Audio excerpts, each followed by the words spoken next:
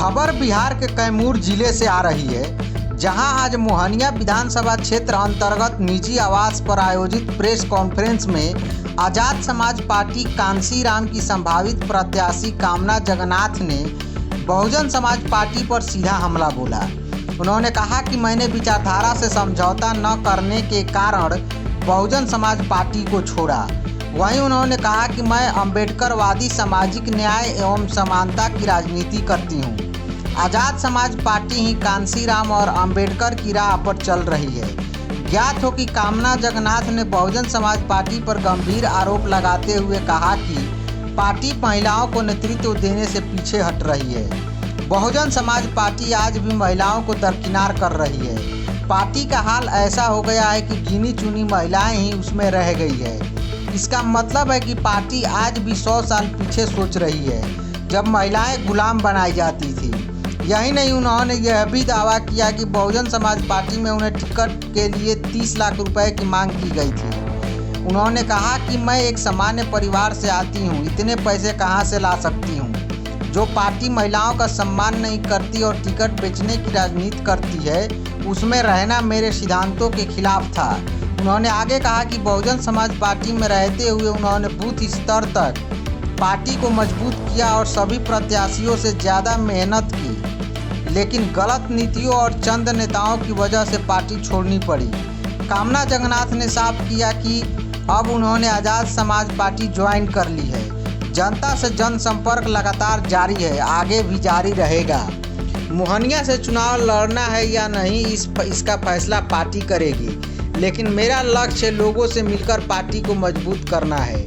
आज़ाद समाज पार्टी के गठन को लेकर उन्होंने कहा कि महज 4 साल में इस पार्टी ने एक सांसद दिया है, जो इसके जनाधार को साबित करता है। देखिए, जब तक मैं इस पार्टी के अंदर नहीं आई थी तो मुझे ये बात मैं नहीं मानती थी, लेकिन जब मैं इसके पार्टी के अंदर आई तो मैं देखी कोई भी पार्टी गलत या सही नहीं होती। सभी पार्टियाँ अपने स्तर पे अच्छी होती हैं, लेकिन गलत उनकी नीतियाँ होती हैं और कुछ चंद मुट्ठीबंद लोग उस पार्टी को गलत बना देते हैं। इसलिए मैंने किसी पर भी आरोप नहीं लगाया, मैंने उस व्यक्ति पे आरोप लगाया जिस व्यक्ति ने इस पार्टी को नेस्त नाबूद करने की कोशिश की, जिस व्यक्ति ने मेरे साथ धोखेबाजी की, जिस व्यक्ति ने एक महिला का नेतृत्व एक्सेप्ट नहीं किया, जिस व्यक्ति ने जिन लोगों ने मेरे साथ पैसे की डिमांड की, जिन लोगों ने कहा कि आप इतना पैसा देंगी तब आपको पैसा मांगा गया था। जिस मैं सीधा बोलती हूँ, आपने 30 लाख रुपया मांगा और मैं 30 लाख रुपया नहीं दे पाई। क्यों नहीं दे पाई? मैं एक साधारण परिवार से आती हूँ और मैं चाहती हूँ कि मैं पार्टी को मजबूती प्रदान करूँ। जिस समय ये पार्टी का 22% वोट परसेंटेज हुआ करता था, मैं उसको उसी स्तर पे लाना चाहती थी, और लेकिन आज ये वोट परसेंटेज हो गया 4 से 5%। तो आज देखिए, हमारे घर में जब कुछ गलत नीतियाँ बनती हैं या हमारा घर कमज़ोर होता है तो, और हमारे अगर बाप दादा लोग भी कोई गलती करते हैं तो उस वक्त बच्चे होते हैं कि उन्हें आप बच्चे लोग उनको समझाने का या कुछ सही करने का काम करते हैं कि आप सही हो जाइए, काम सही तरीके से हुआ। लेकिन मैंने जब मजबूती प्रदान करने की कोशिश की तो उल्टा मेरे ऊपर ही लांछन लगा दिया गया। मैं चाहती थी मैं पार्टी के अंदर आऊँ, मैं पार्टी के अंदर अगर मुझे टिकट मिलता तो मैं वाकई में मोहनिया के अंदर मैं इनको जिता करके पार्टी को जो है, बहन जी को मैं एक तोहफा देना चाहती थी, मोहनिया को जिता करके। 25 साल से मोहनिया के अंदर हाथी नहीं जीता था, तो मैं चाहती थी कि एक अच्छा कुशल योग्य कर्मठी नेतृत्व करता आए पार्टी के अंदर और एक काम हो मोहनिया के अंदर, और मैं बिहार के अंदर मोहनिया को एक उदाहरण बन के प्रस्तुत करना चाहती थी। लेकिन बिचौलियों ने, चाटुकारों ने, दलालों ने मेरे ऊपर आरोप लगा करके मुझे बुरा बना करके प्रस्तुत कर दिया और मुझे मंच पर 2 मिनट भी बैठने नहीं दिया गया। और मैं वहाँ पर, सोचिए, मैं पार्टी में उस वक्त शामिल थी, मैं पार्टी के अंदर उस वक्त काम कर रही थी, मैं रात दिन काम कर रही थी, उसके बावजूद भी मुझे पार्टी के अंदर एक चेयर पे नहीं बैठने दिया गया। कुर्सी तो बहुत दूर की, जब इन लोगों ने मुझे एक चेयर पे नहीं बैठने दिया तो ये लोग मुझे टिकट क्या देते। और इन लोग का पहले से इन लोग का प्लान था, इन लोग का टिकट पहले से घोषित हो चुका था। सिर्फ खाली इन लोगों ने मुझे इस्तेमाल किया, मुझे जो है जाकर के दूर मैंने जाकर के काम किया। और ये अच्छी बात है कि मैंने काम किया, ताकि मैंने लोगों के बीच में एक पहचान बनाई, मैंने बसपा पार्टी को मजबूती दी। लेकिन फिर भी इन लोगों ने मेरे काम का कोई मान सम्मान नहीं दिया, कोई इन लोगों ने महत्व नहीं दिया मेरे किसी काम की, मेरी मेहनत का। अच्छा, ये बताइए कि मैडम, आपने बीएसपी बदलकर भीम आर्मी पार्टी क्यों ज्वाइन किया, क्या कारण है? विचारधारा। क्योंकि जब मुझे लगा कि पार्टी ने अपनी विचारधारा से समझौता कर लिया। तो उसके बाद देखिए, मैं बात करती हूँ समानता की, सामाजिक न्याय की और एक अम्बेडकरवादी विचारधारा की। तो मुझे ऐसा लगता है कि इस वक्त अगर अम्बेडकर साहब और काशीराम साहब की विचारधारा पे कोई पार्टी सही मायने में चल रही है तो वो आज़ाद समाज पार्टी काशीराम है। इसलिए मेरा निर्णय था कि मैंने इसको ज्वाइन किया। तो भीम आर्मी आपने ज्वाइन किया, क्या चुनाव लड़ने की इच्छा है क्या? देखिए, ये पार्टी डिसाइड करेगी कि वो हमको चुनाव लड़ाएंगी या नहीं लड़ाएंगी, और बाकी तो पार्टी पर ही डिपेंड कर रहे हैं।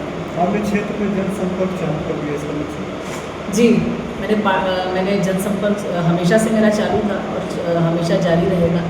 मैं डोर टू डोर कनेक्ट कर रही हूँ लोगों को, ताकि पार्टी को मजबूती प्रदान हो, क्योंकि आप जानते हैं कि हमारी पार्टी का जो निर्माण हुआ है वो 15 मार्च 2020 में हुआ, और अभी हमने 4 साल में ही हम एक सांसद हमने दे दिया केंद्र लेवल, सेंट्रल लेवल। बीएसपी ने आरोप लगाया कि कर्तव्यहीनता के आरोप में आपको पार्टी से निष्कासित कर दिया गया। कौन सा कर्तव्यहीनता आपने कर दिया पार्टी में? मैंने तो ऐसा कोई भी कर्तव्यहीनता वाला कार्य नहीं किया। मुझे तो जो आदेश दिया गया था, पार्टी ने जो निर्देश दिए थे कि आपको क्षेत्र में जाकर के जनसंपर्क करना है और पार्टी के लिए काम करना है, तो जो 3 प्रत्याशी थे उनमें सबसे ज़्यादा काम मैंने किया। सबसे ज़्यादा ज़मीनी स्तर पर सबसे ज़्यादा डोर टू डोर कनेक्ट करके मैंने महिलाओं को, युवाओं को, मैंने बूथ लेवल पे संगठन तैयार किया, और कोई भी प्रत्याशी किसी ने भी ये काम नहीं किया। हमने बूथ लेवल पे जाकर के 50-50 लड़कों का संगठन तैयार किया, पार्टी को मजबूती प्रदान करने की कोशिश की। मेरा परिवार था ये पार्टी, मैं इस पार्टी को अपना मानती थी और आज भी मानती हूँ, लेकिन पार्टी के अंदर कुछ गलत नीतियों की वजह से मुझे पार्टी से जाना पड़ा। तो ये बताइए, आप एक महिला नेत्री हैं, राजनीति में आई हुई हैं, महिलाओं के लिए राजनीति में कितना टफ मान रही हैं? क्योंकि आप जैसे ही आई हैं, विवाद शुरू हो गया है, मंच पे हुआ है, महिलाओं के लिए कितना टफ राजनीतिक मान? देखिए, जो पार्टी महिलाओं को नेतृत्व नहीं देना चाहती, तो आप ये समझ लीजिए कि वो 50% भागीदारी और हिस्सेदारी को दरकिनार करना चाहते हैं। अगर आप महिलाओं को भागीदारी नहीं देना चाहते, इसका मतलब कि आप आज भी 100-150 साल पहले चल रहे हैं, उसी प्रथा पे चल रहे हैं। जबकि आज हमें 75 साल हो गए संविधान को आए हुए, हमारे देश के अंदर संविधान का निर्माण हुआ, और संविधान के अंदर हमको ये प्रावधान है कि कोई भी व्यक्ति चुनाव लड़ सकता है, और चाहे वो युवा हो, चाहे वो महिला हो, चाहे वो बूढ़ा हो, चाहे वो जवान हो।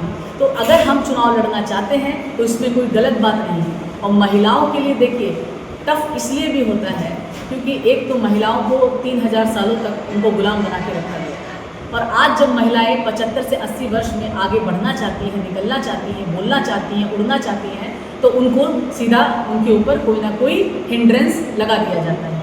आज बसपा पार्टी के अंदर गिनी चुनी महिलाएं हैं, जबकि पार्टी की अध्यक्ष जो है एक महिला है, माननीय बहन जी हैं, और इसलिए मैंने ये भी एक कारण था, मैंने बसपा पार्टी को ज्वाइन किया था, क्योंकि मैं बहन जी की बहुत बड़ी फॉलोअर हूँ, मैं उनको बहुत मानती हूँ, दिल से मानती हूँ। मैं उनसे मिलना चाहती थी, उनसे बात करना चाहती थी, लेकिन बीच में जो लोग गुटबाजी करके, उन लोगों ने मुझे मिलने ही नहीं दिया कभी भी। उन लोगों ने मुझे सिर्फ प्रलोभन दिया, झूठा प्रलोभन दिया, और मैं कोई छोटी बच्ची नहीं हूँ कि आप लोग मुझे प्रलोभन देंगे और मैं आपकी बातों में आ जाऊँ। मैं समाज के अंदर 10-15 सालों से अंबेडकर विचारधारा, मानवर काशीराम साहब की विचारधारा को डालने का प्रयत्न कर रही हूँ और सोए हुए समाज को जगाने का काम कर रही हूँ, और आप मेरे ऊपर झूठा लांछन लगा रहे हैं कि मैंने कर्तव्यहीनता का काम किया है। अरे रियल मायने में अगर कोई काम कर रहा है तो वो मैं कर रही हूँ, कामना जगन्नाथ कर रही है, हमारे जैसे लोग कर रहे हैं।